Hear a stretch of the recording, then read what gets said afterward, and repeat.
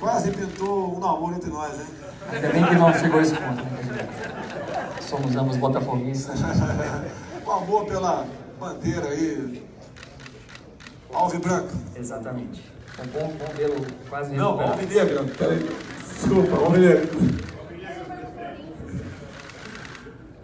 Foi não, Gabriel. Duas perguntas rápidas. A primeira, o senhor cogita não ir a algum debate para além de razões médicas? Há alguma outra razão para o senhor não ir aos debates?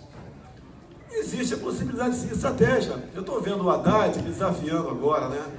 Quero que você diga o que fez 28 anos dentro do parlamento. Eu responderia para ele: não roubei ninguém, Haddad.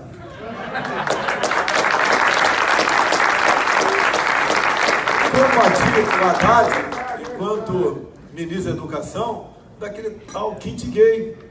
Nada contra os homossexuais. Cada um vai ser feliz da maneira que bem entender. Mas querer impor nas escolas, precocemente, que as crianças despertem para o sexo, não, Haddad. Haddad, eu queria fazer uma pergunta para você.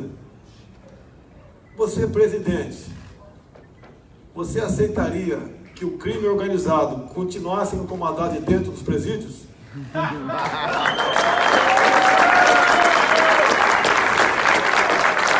Eu vou debater o que com um cara que nem poste é um fantoche, é um pau mandado. Age como camaleão. Quarta pergunta. Age como camaleão. As cores do PT agora são verde e amarela. Eu ouvi o Haddad falando em família. Quarta pergunta. Eu ouvi o Haddad falando em Deus. Eu fico com vergonha. Ele está cumprindo a risca o que o Lula manda ele falar. Haddad não é de esquerda, Haddad é de direita. Haddad agora quer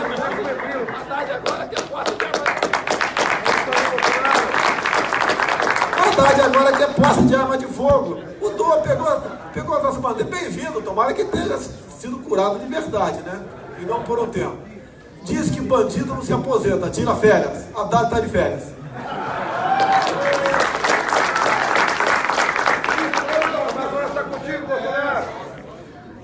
Quarta pergunta, Folha de São Paulo, Thalita.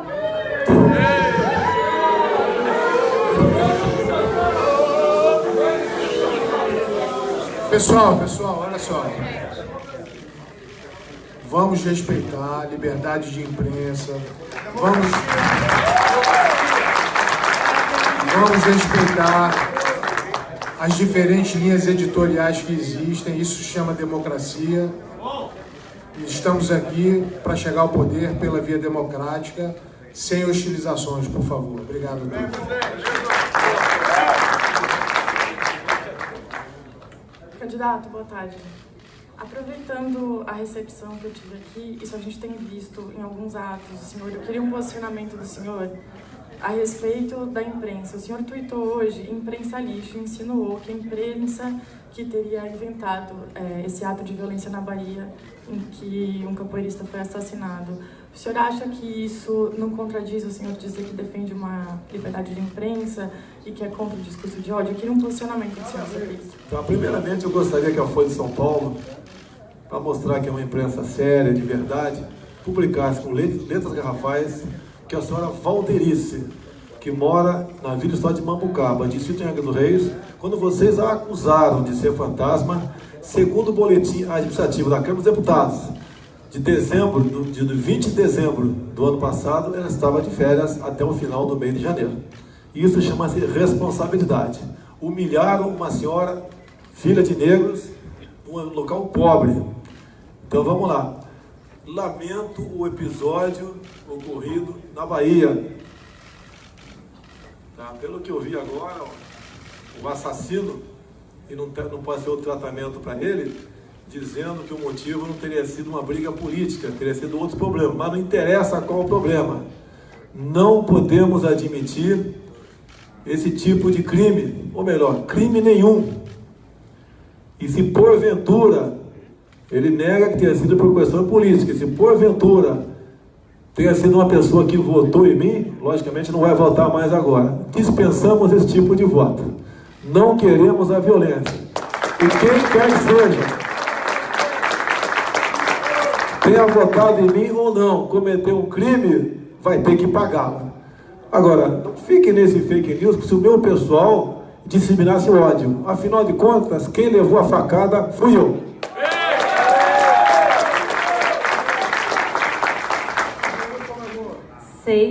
Quinta pergunta, Estadão, Gabriel.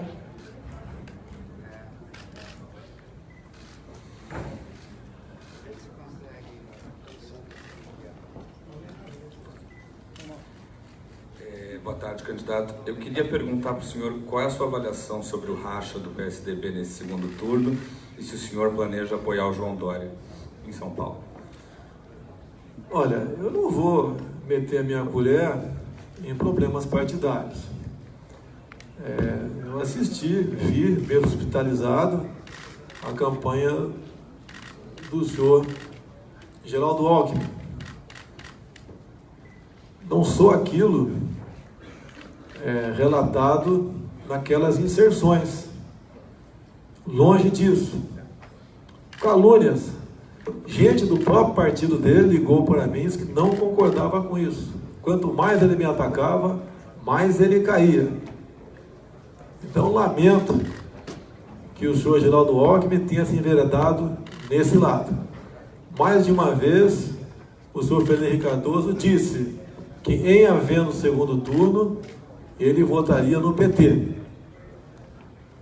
João Dória, ontem nós conversamos rapidamente por telefone. Tem 2 candidatos lá, o outro do PSB, França. Recomendei, não dei ordens, não sou um capitão nessa hora, até porque o Major Olímpio aqui seria meu superior. O que eu recomendei a São Paulo é neutralidade. Se alguém quiser, a Joyce, por exemplo, quiser apoiar um ou outro, sem problema nenhum.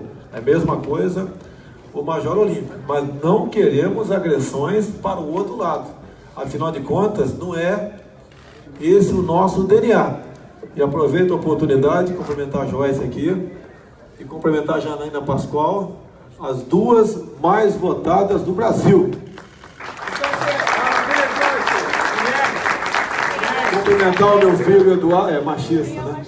Cumprimentar o meu irmão Hélio Negão aqui. O deputado federal também, mais votado no Rio de Janeiro. Eu conheço o Hélio, subtenente do Exército Brasileiro, há mais de 20 anos. Convidei-o para disputar uma cadeira de deputado federal. Ele olhou para a minha cara quase que lacrimejando. Aceitou o desafio. Cumpriu tudo aquilo que eu orientei. Afinal de contas, eu tenho experiência política, ele não tem. Cumpriu a risca. E a partir de agora, ele é um passarinho que está voando. Mas com muita responsabilidade, sabe que muita coisa atrai em sendo o mais votado.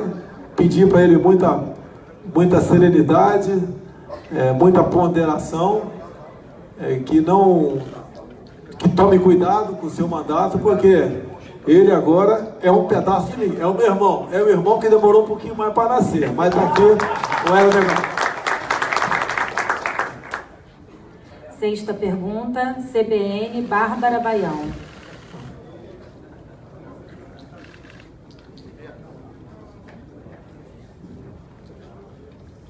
Candidato, boa tarde. Essa é a primeira eleição, comparada às recentes, né, do país, que os 2 candidatos que foram ao segundo turno tiveram que ir à TV logo no primeiro dia de segundo turno garantir que vão respeitar a Constituição. Queria saber o que o senhor acha dessa campanha, se realmente é uma campanha dentro da normalidade. Olha, eu não propus constituinte. Eu não propus montar no plano de governo, eu falei. Terceiros falaram, botar na minha conta. A questão do 13º. O vice falou que a estrutura remuneratória no Brasil é uma jabuticaba, citou o 13º. Em nenhum momento ele falou que ia acabar com o 13º. Ele até ontem teve uma ideia brilhante, procurou o Paulo Guedes e falou de estender o 13º para quem ganha Bolsa Família. E quando chegou o meu conhecimento, de imediato eu falei, o recurso virá no combate à roubalheira, à fraude que existe no Bolsa Família. Então, parabéns ao general Mourão, da propositura do 13º para quem ganha Bolsa Família, sem criar nova despesa. Muito pelo contrário, eu acho que a economia será muito maior que os 2,5 bilhões que seria o gasto aproximadamente com o pagamento do 13º. Deixa eu saideira. TV Globo, Ari Peixoto.